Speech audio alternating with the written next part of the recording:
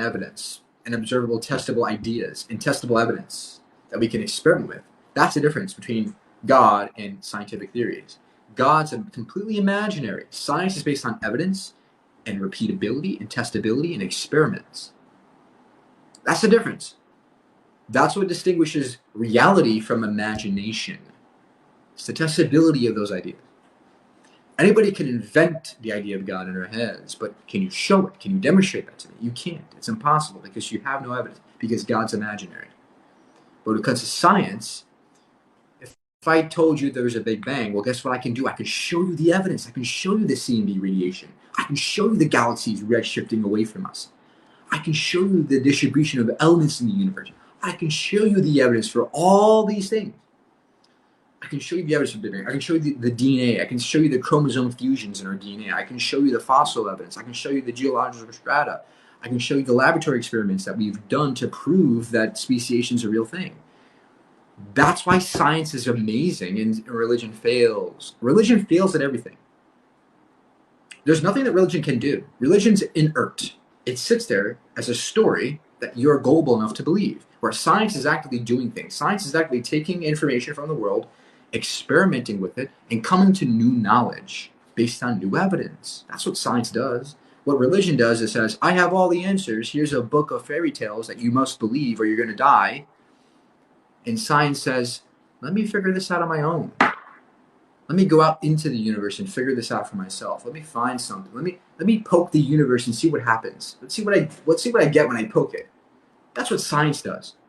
What religion does is, I know all the answers. Believe me, bro. Trust me, bro. That's what religion does. That's why religion fails, and we that's why we use science to go to Mars, and we don't use religion to go to Mars, because it's impossible to use religion to do anything. It sits there. All right. Mike, you should learn more about the consciousness. Hey, how are you? What do you want? I'm here to talk to you about your strong,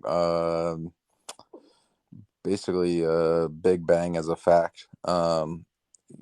You Are you able to state that, in your scientific studying and everything else, that God does not exist? I don't know what God is. What's a God? Okay, so your science can even come up with a theory or a definition of what is a God? What is it?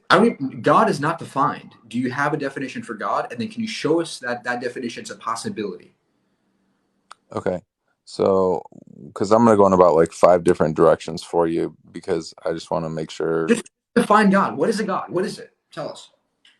Well, first of all, God, in literally, God's the one that created this earth. He's the one that was willing, who sent his son to die on the cross for us. And Okay, great. So you have a creator and a God that died. Okay, whatever that means. Do you have the evidence that there's a God? there's this thing called faith, and I know you don't like that. Stop right there. Faith is not evidence. Here's why. Because I can have faith in anything. I can have faith in magic unicorns. I can just say, how do you know that's there? Oh, I have faith in them. That doesn't make it true. It doesn't make it any more true or false. So faith is just the belief without any evidence. Faith is belief with no evidence. So faith is the opposite of evidence. Evidence is something that we can use to verify that this is actually the conclusion that we think it is. This is actually happening, right? That's what evidence means. Faith isn't actually evidence. So do you actually have evidence or just faith? No, I mean, there's evidence with how the actual portions of the scripture of the Bible does exist. There's evidence of Oh, throughout. the Bible exists. I know the Bible exists. I'm saying, how do you know the Bible's true?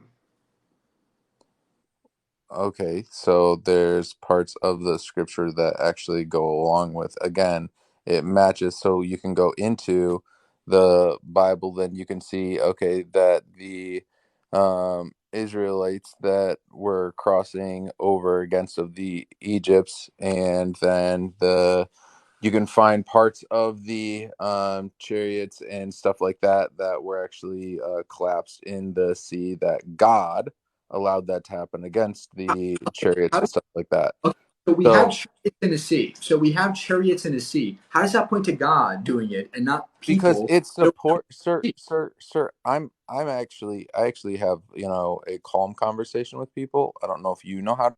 I don't want calmness. I want chaos. Life is chaos. Get used to it. Next. If you don't have the evidence, go away. I'm not here to be baby you. I'm not here to be your friend. Okay. Next.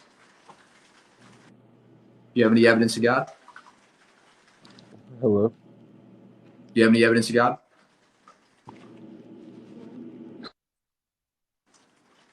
Guess not. Bye bye.